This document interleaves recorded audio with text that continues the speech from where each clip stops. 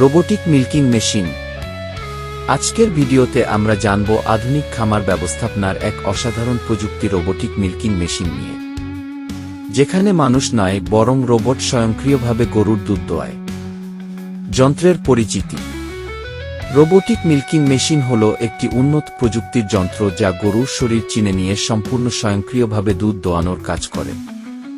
এর জন্য আলাদা শ্রমিকের প্রয়োজন হয় না এবং প্রতিটি গরুর দুধ সংগ্রহ হয় অত্যন্ত পরিচ্ছন্নভাবে।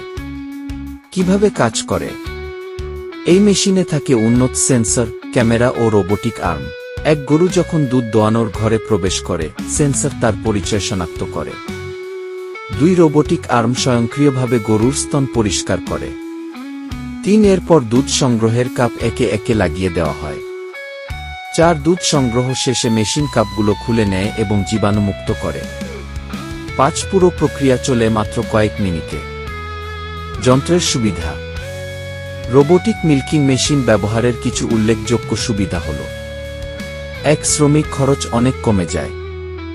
2 প্রতিদিন নির্দিষ্ট সময়ে দুধ সংগ্রহ সম্ভব। 3 গরুর স্বাস্থ্য পর্যবেক্ষণ করা যায়, যেমন দুধের মান, গরুর তাপমাত্রা ও আচরণ। 4 দুধ সম্পূর্ণ জীবাণুমুক্তভাবে সংগ্রহ হয়। 5 খামারের উৎপাদনশীলতা অনেক বৃদ্ধি পায়। গরুর আরাম।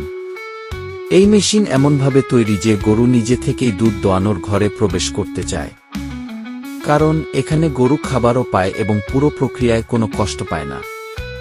ফলে গরুর মানসিক চাপ কমে এবং দুধ উৎপাদন বেড়ে যায়। খরচ ও রক্ষণাবেক্ষণ। একটি রোবোটিক মিল্কিং মেশিনের দাম প্রায় ৫০ লাখ থেকে ১ কোটি টাকা পর্যন্ত হতে পারে, আকার ও প্রযুক্তির উপর নির্ভর করে। যদিও প্রথমে খরচ বেশি, তবে দীর্ঘমেয়াদে শ্রমিকের খরচ ও উৎপাদন বৃদ্ধির কারণে এটি লাভজনক হয়ে ওঠে। রক্ষণাবেক্ষণের জন্য মেশিন নিয়মিত পরিষ্কার করা, সেন্সর চেক করা এবং সফটওয়্যার আপডেট করা জরুরি। ভবিষ্যৎ সম্ভাবনা। বিশ্বের উন্নত দেশগুলোতে ইতিমধ্যেই হাজার হাজার খামারে এই প্রযুক্তি ব্যবহার হচ্ছে। বাংলাদেশেও বড় খামারগুলো ধীরে ধীরে রোবোটিক মিল্কিং মেশিন ব্যবহার শুরু করছে।